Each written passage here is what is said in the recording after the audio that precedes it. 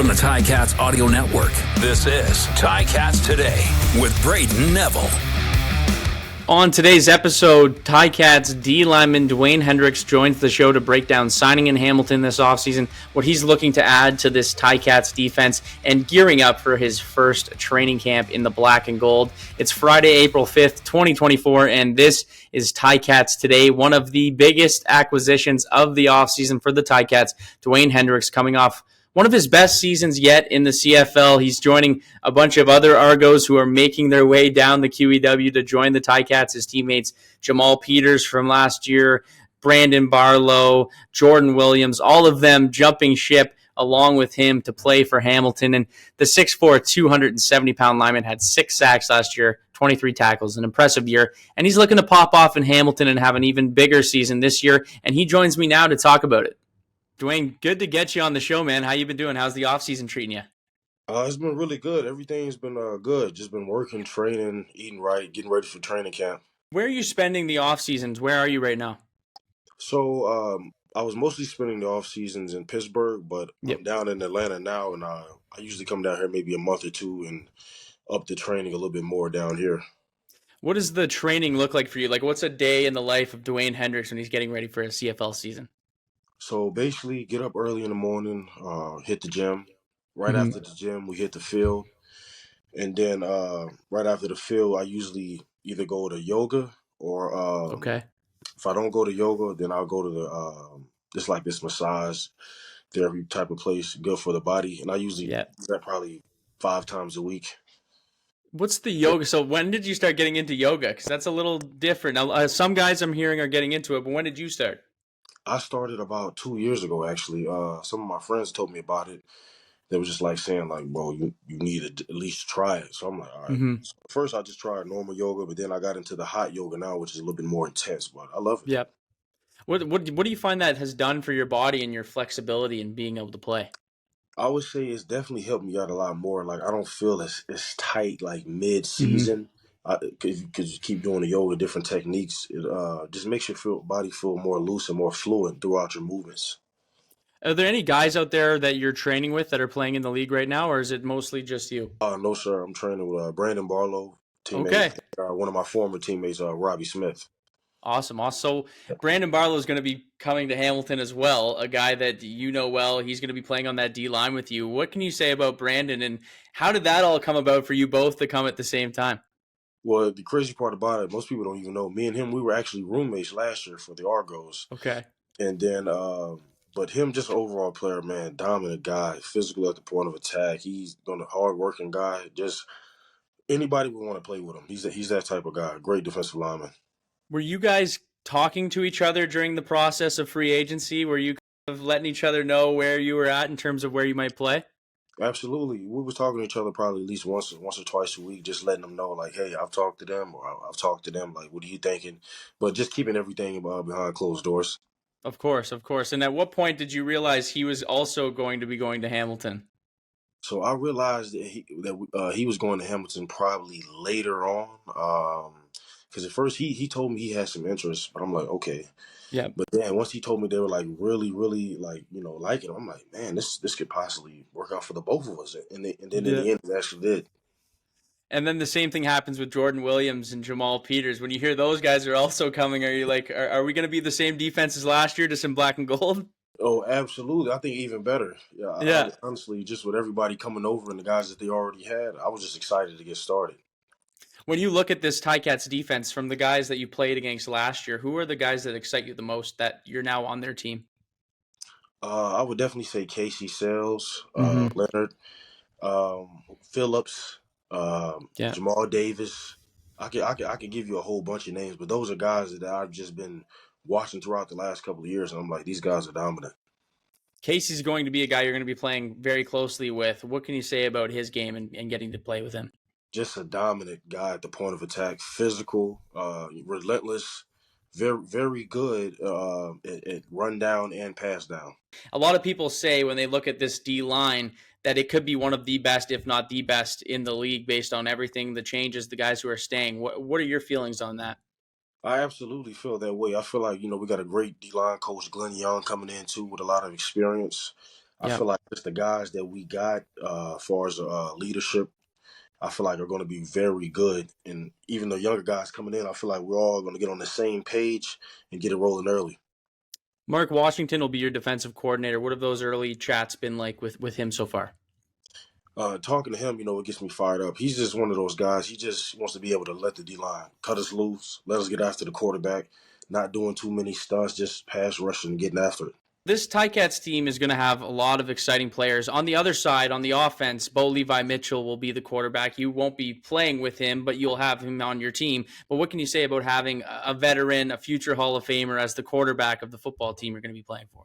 Oh, I mean, it's absolutely amazing to have somebody with that experience behind there, especially that he's been in the big games. He's won the big games. He has all the experience in the world to be able to show the younger guys. Like, you can't ask for a better franchise quarterback than Bo. DeWayne, you said you're in Atlanta normally, or is it rotating? How does that work?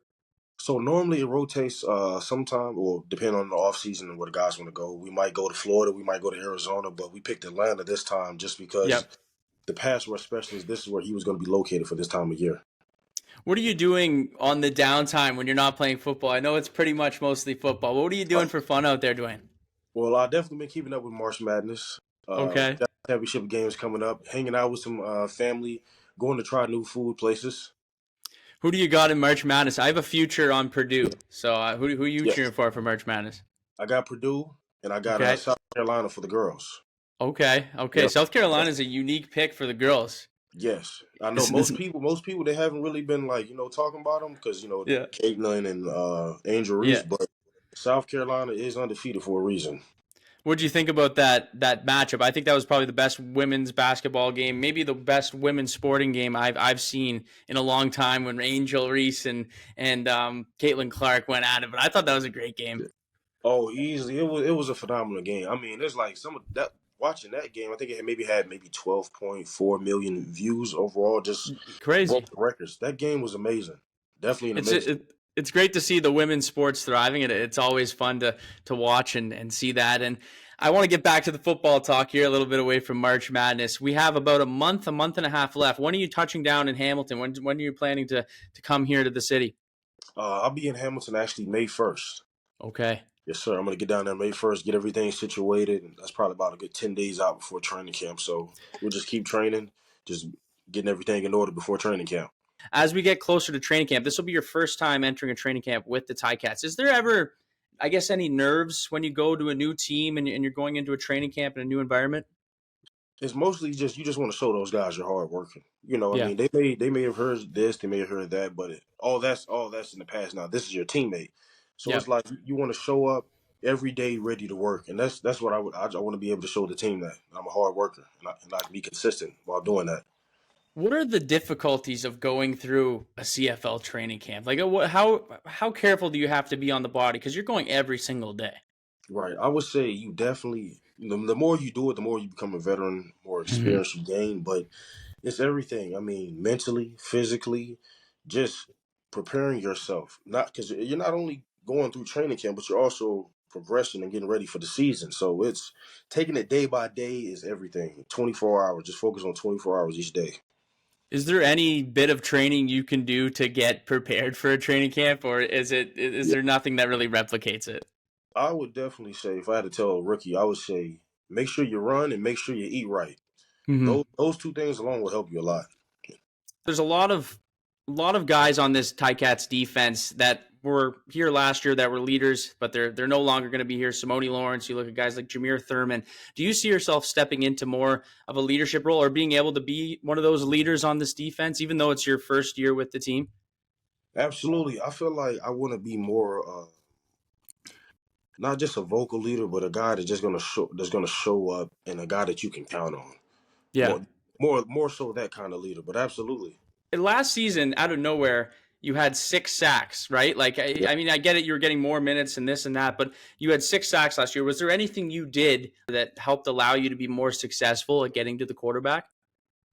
I would definitely say watching a lot more film. Mm-hmm. Just becoming because a lot of times we might play a team 2, 3 times. So it's like if I'm gonna play this guy 4 times, 3, 4 times, I need at least to be able to get 2 or 3 sacks off of him. You know what I mean? For becoming sure. familiar with your opponent, and that's one thing that I really wanted to do was just get really familiar with my opponent. Did you find last year was really a big step for you in your career, going from that second year? You did well in the second year, but going from that second year to that third year, do you feel like you really took it up another level? Absolutely, I feel like each year I feel like I want to try to just take it to another level. You never want to get too Mm-hmm. comfortable. I feel like okay, I had 6 this year, but let's try to push it and get in double digits this year. You always Yeah. want to setting that bar higher and higher, and never get too comfortable with yourself. When you're training in the off season, is there something that each year that you look at your goals at the end of the year and you say, okay, I want to be better in this category or this category, and then you focus a little bit more on that? Oh, absolutely, I do that. I do that every year and every game. Yeah. Yep, So, I write it down. I'm like, okay, I want to do this, this, and this. Because once you see it, you're like, okay, mhm. now you're thinking about it a so lot more. that's where the film comes in, right? Like when you Yep, see yourself, it's a lot different than if you play a game. You might not notice something that you think that you could improve on, but once you watch that film, you're like, okay, I see yep, myself doing this too much. exactly. Because it's like you looking at it like, okay, you watch. Because I watch myself more than Mm-hmm. anything. I watch my Mm-hmm. opponent, but I really, really watch myself a lot. And it's like if I feel like if I do this, if I change this up a little bit, I might get a better result, or I'm going to Yeah, absolutely do it. But that's the great part about having the iPad during the game. You true. every play, every drive, you go back, you like, oh, I just did that, or he doing that. Now you can Yeah, change it up. That's the beauty of it. mid game, you can make Yep, those little tweaks that you wouldn't that's have it. before when you had that, It's right? like you out there. It's like my dad used to always say, "Let's play chess, not checkers," and that's how I Yeah. feel like it is for Yeah, sure. no, that makes a lot of sense. What can you say about how the D line position training wise has changed? Because it seems like guys on that D line nowadays are getting a lot faster. They're in a Yep. lot better shape. Not to say they weren't before, but it seems like these Right. guys now are just so athletic, so fast, and like you know what I Yep. mean. Look at yourself being able to get to the quarterback as well as you do. But what has changed over the years of training when it comes to that position? Honestly, I would say for me, and probably for other guys, it's just watching guys like generational talent. Like I'll give you an Mm-hmm. example, like Aaron Donald. Yep. Chris Jones, like you're starting to see guys are looking shredded, but they're playing, Yeah. but they're on the D line. So I feel like just the whole body and the image is changing. Guys are getting more explosive, they're getting stronger, they're getting faster, and it's like you trying to find out how are they doing it. And once you kind of start piecing stuff together, like even myself, you just Yep. start to become a better defensive lineman. Yeah, I mean, it makes a Yep. lot of sense, and even you're seeing that with offensive linemen. You're seeing that Oh yeah. all across the board. It's crazy with how athletic some of these guys are. What was it in the first place that made you decide to? I guess I should have touched on this at the beginning, but Yeah. what was it that brought you to the CFL? When did the CFL become where you thought you could end up? So the CFL, it was kind of crazy because the CFL they always had my rights. Well, I should say Toronto organized. They always had my rights. So if Yep. if it was ever thought in my mind that I wanted to come to the CFL, I had to go to Toronto. Mm-hmm. So when COVID hit, I did this thing called the Spring League. I don't Yep. even know if it's even going anymore. But basically, it's a league for you to showcase your talent. It's about 4 games, but Yep. CFL scouts there, NFL scouts there, IFL Indoor Football League scouts, all kinds of scouts. Yep. So I was a free agent and I went to Texas and impressed some scouts. They said, hey, if you want to come to the CFL, we'll offer you a contract. And I'm like, okay, like this is something I want to do. And that's Mm-hmm. how I ended up in Toronto. Was it ever something that you had thought about before being an American? Like, did you ever think the Yeah. CFL was a place you could end up at one point? Oh, I got to be honest, absolutely not. Because, Yeah. you know, going when I got out of the NFL and I was doing the XFL, I'm like, I was thinking in my mind, like, XFL will be the next best thing. But it's Mm-hmm. this. So, like when I went to the CFL, I'm like, wow, like I wish I would have came straight here from the NFL. But Yeah. everything happens for a reason. But I never thought that I would actually be going into year 4 in the CFL. It's crazy. And I mean, what was that experience like coming over the border and getting Yep. to experience Canada, be doing it in Toronto, one of the biggest cities? But what Right. was that experience like for you to be in a totally different country playing football? Oh, it took me a while for it to all really hit me, and I'm like, I'm actually in another country playing football. But then Mm-hmm. as time went on, you get more and more comfortable. Everything just kind of falls into place. If you had to pick, this is totally random, but I just do this Yep. sometimes. If you had to pick your favorite Canadian food that you've eaten since you came here, what would you choose? That's a tough one. I would probably say, I love that Canadian bacon. I can't lie. Yeah, of course, of Yeah, I course. can't. That's the good Yeah, answer. That's a yeah, go-to. I can't The lie. go-to. The poutine. Are you a poutine guy? Yeah, I like those too. Okay, Yeah, okay, that's fair enough. I'll get back to the football talk here. We're yeah. approaching training camp. How fired up are you to just get this going, get back to football, join the team? Oh, I'm very excited. I was excited, when I signed. It's Yeah. just every off season you miss football, but it's like this is the most I've missed it in a while. I'm excited to get started.